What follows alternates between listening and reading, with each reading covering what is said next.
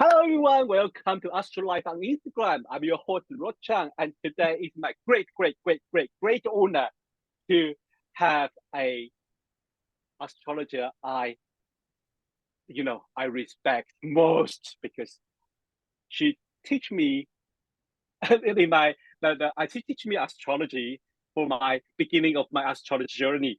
So let's welcome Carole Taylor. Hi Carole, how are you? Hello, Rod. I'm very well. I'm very well. How are you?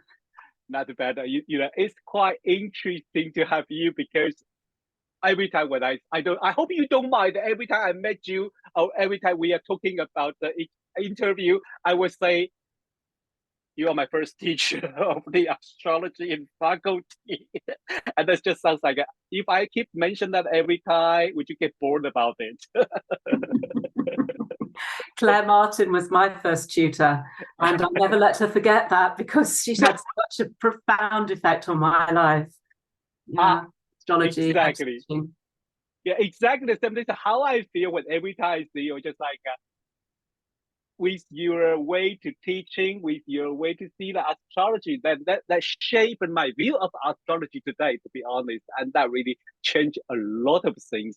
And I usually say, without if I didn't attend in the faculty that year, my view of astrology would be very different, and I maybe even give up astrology because there's a lot of different things I probably don't feel I didn't feel comfortable with astrology at that moment. But I love astrology, but I couldn't find a way.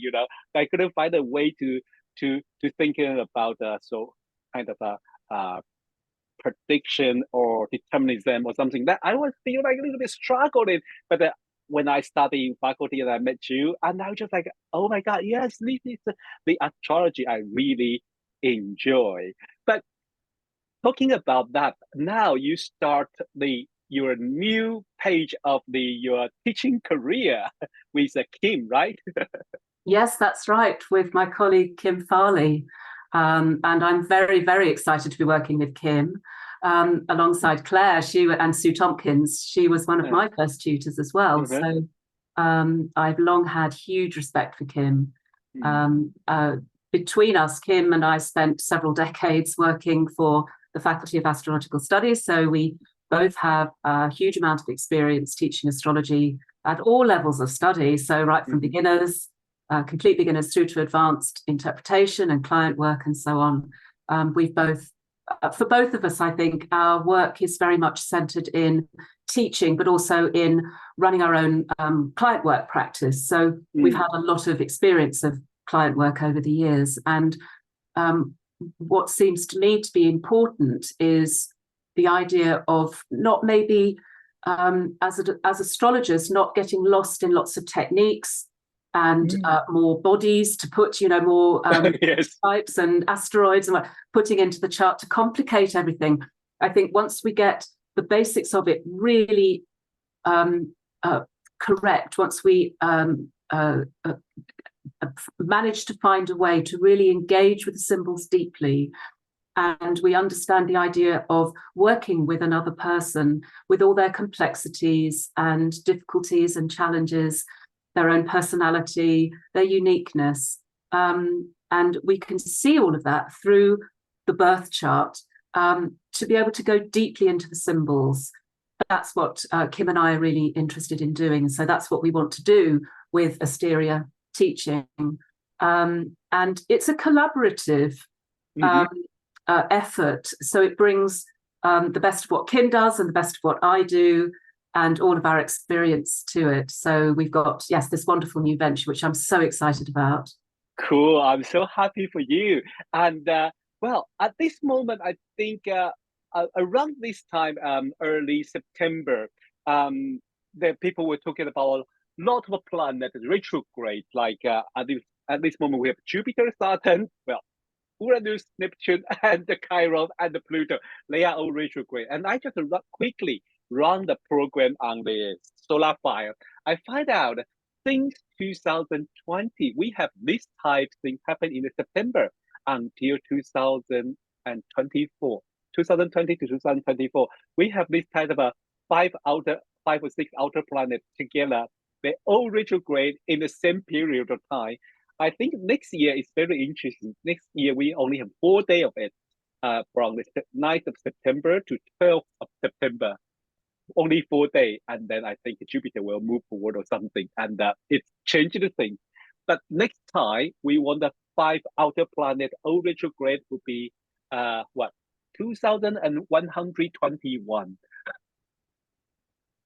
So interesting, but I will hear a lot of people talking about 6 planet retrograde or 7 planet retrograde, 7 planet retrograde, or even if you add more asteroid, there will be more. And people are thinking about worry about that. But I'm just thinking, the retrograde planet itself is not that terrible, right? I don't personally think so, no. I think it's a chance, the period of retrograde is a chance for us individually, also collectively, particularly collectively, I think, if we're talking about the social and outer planets, it's a time for us to rethink, to go back over old ground, to take a philosophical look, to still ourselves from trying to move forward, and try to understand things from different perspectives, maybe a more imaginative perspective, more symbolic perspective. I don't think it's a period of time that we need to worry about. Of course, the classic is Mercury retrograde, where everybody worries about, the trains being cancelled and so on. And of course, when something like that does happen, we think, it's Mercury retrograde. Yes. Yeah, it's maybe just a chance for us to, it's a reminder from the cosmos that there is a legitimate period of time for us to take a step back and think and contemplate and meditate and not try to push things forward. So it's about, I think, mirroring the heavens in our own lives and seeing that there is a flow, a natural flow to things. There's a time for moving forward. There's a time for stilling ourselves and thinking more deeply. So that retrograde period just reminds us of that, I think. Wow, I want to summarize a little bit. The most essential key I think I not forget, but I just probably didn't mention about didn't think about it for a long time, is the like you say, the retrograde period, the time is we kind of not always move forward. It is the time we step back and we think, we reflect. But the outer planet, when all the outer planet is in retrograde, is not only just you or just me, is a society thing, is a collective thing. So we are part of it, and we trying to think about our future as a group, as a society, and what we're going to do, and what important decision we're going to make for the future, and that kind of collective idea. I think I haven't think about it for a long time. Yeah, absolutely. What's going on in the UK at the moment? Anybody in the UK will be absolutely full of this story. So Jupiter has just gone retrograde, and of course we've got this story in our education system of all the buildings. Jupiter and Taurus, all the buildings are falling to pieces. Yes, and all the schools are closed. Well, some of them are closed. In order to take another look at this. So yes, I think we can use astrology as it's funny for us to think about that, because there's this funny correlation, and yet the symbolism allows us to enter into a deeper understanding of what that thing actually symbolizes, because it's not just a thing in itself, it also maybe symbolizes something else, and use the symbols to allow ourselves to get into that space of contemplation of it. Totally agree. I think the symbolism is a play. I mean, it's allowed us to be like a more see the things and astrology more freely, because it is a symbol. I always remember you said a symbol can indicate so many different things. It's not just just like Venus must be female, and that's so. There could be so many things, the symbols. So there is so many possibility there, and we are not limited on one thing. And you just mentioned the current UK education system, and that was so funny, because so many, I think, parents wasn't ready for that. No. Yeah. No, it's something that's left over from previous generations, a previous situation, which Yeah, we're having to collectively take a look at again and ask yeah, ourselves, did we do the right things in that earlier period of time? yeah. But what else could be when Jupiter is a retrograde or stationary? What we can think, what we can reflect in our life or about our society? I think on a collective level, Mm, well, Jupiter, of course, represents the idea of maybe a deeper philosophical view of things. It's our sense of being able to understand the world on this more expansive, from a more expansive perspective, to bring a philosophical eye to things, a questioning eye. Jupiter, wherever Jupiter is in your chart, it's where you might ask bigger questions or feel that you are connected somehow to a larger whole. mm, It's not a narrow view, it's a more expanded view. So I think collectively we can use the period of time of Jupiter retrograde, and it's quite a long period, just mm, thinking as an individual, just maybe seeing your part in that narrative. What can you bring to that personally? You might belong to collectives where some of that is an issue, and you can think as a group about, can you bring a more philosophical, a more questioning attitude, maybe some spiritual or mm, religious perspective to something that you happen to be doing. I think it's just a question of being able to sit with that material, take it inwardly, mhm. question what's been laid down, the norms, the rules, the regulations. Just take another look at all of that and question it and see if it can be done better. Yeah, and I think one thing is in the in astrology, Jupiter is also represent a kind of a further education and not only like a basic education, but a further education, but also philosophy and publication. Talking about this, I think do you think I mean, come back to astrology. We always wondering which planet can really represent astrology, or all the planet maybe, but somehow we always falling into the maybe some people were thinking about Mercury, and some people were thinking about Jupiter, and some people were even thinking about Uranus. Mm. Yes, absolutely. Traditionally, astrology was given to Mercury, to Hermes, Yeah. because it's all about knowledge Mm-hmm. and wisdom. And the esoteric side of Mercury, Hermes, of course, is the idea of the secret knowledge.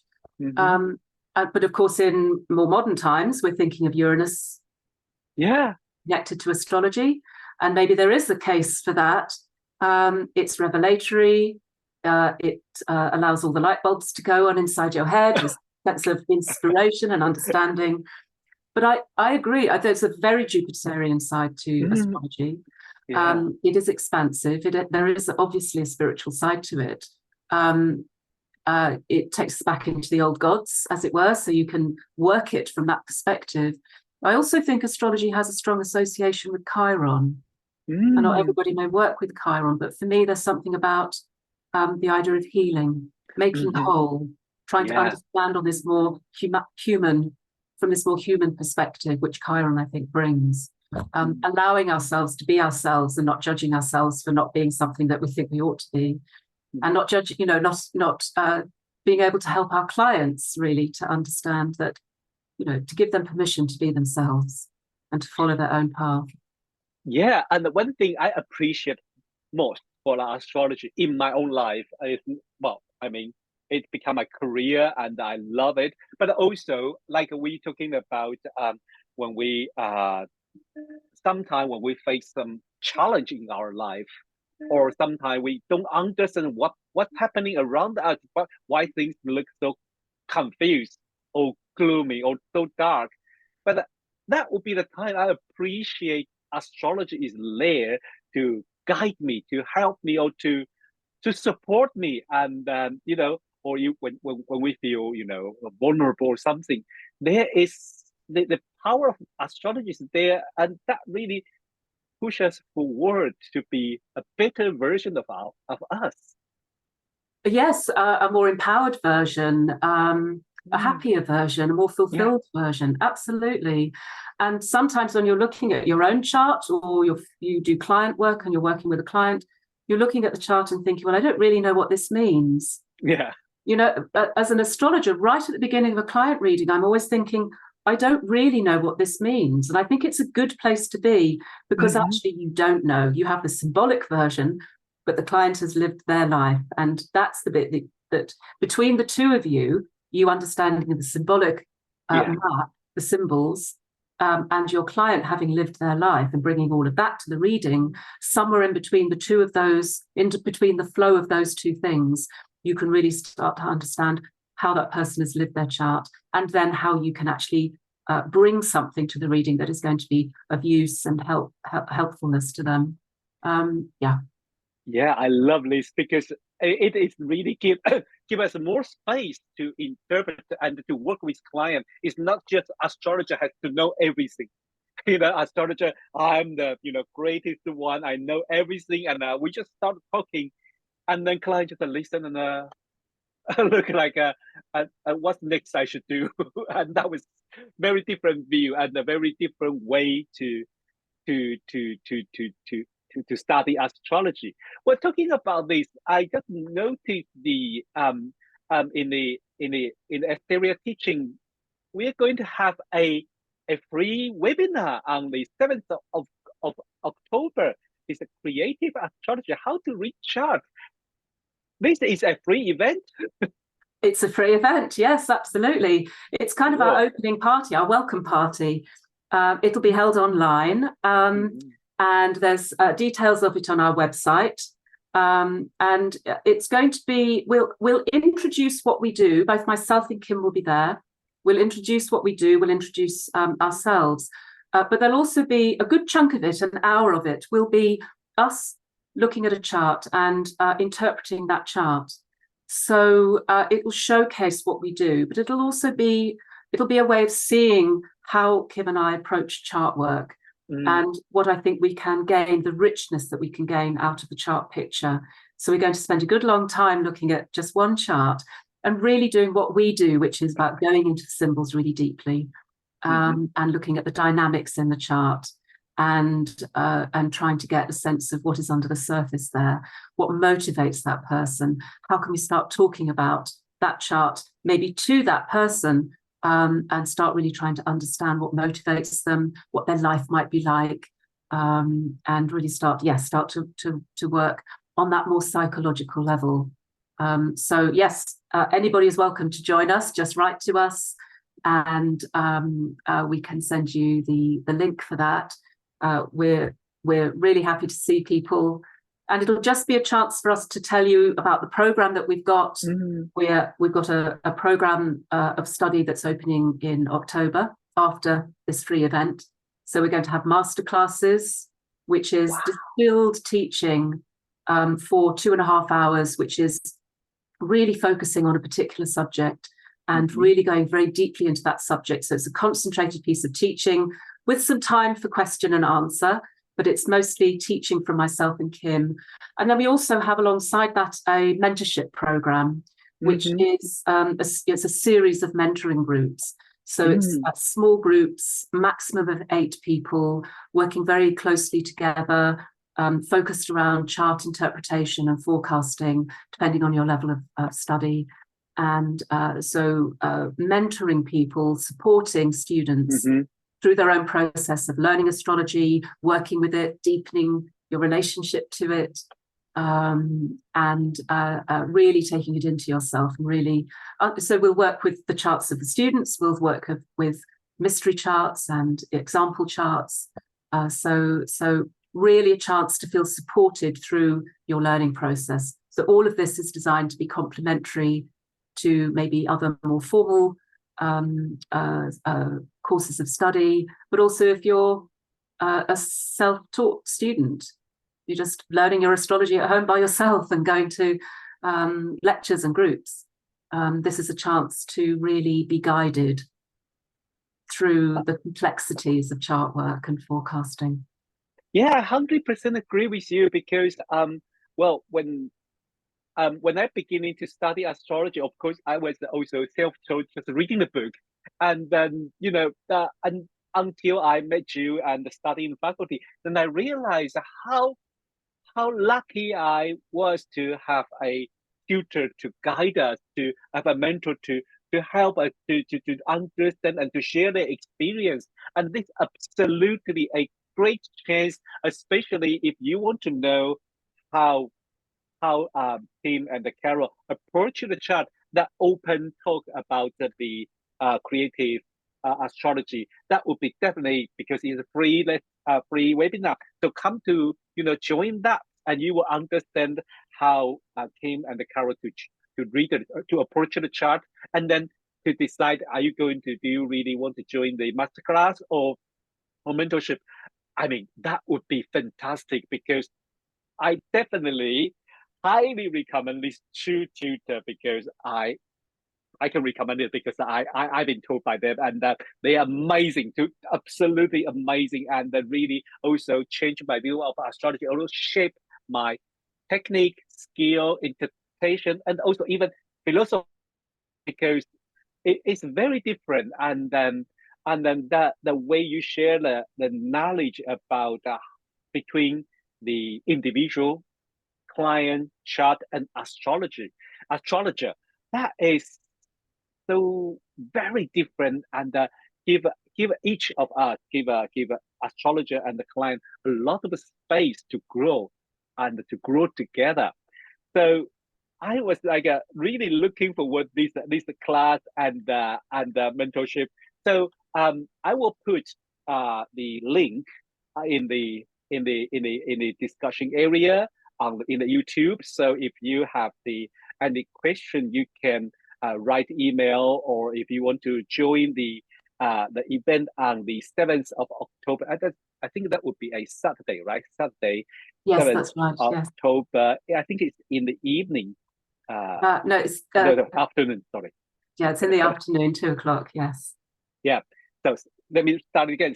Saturday, 7th October, and 2 p.m. and it's on Zoom. So if you want the link, you have to send email to Kim and Carole, and they will send you the link.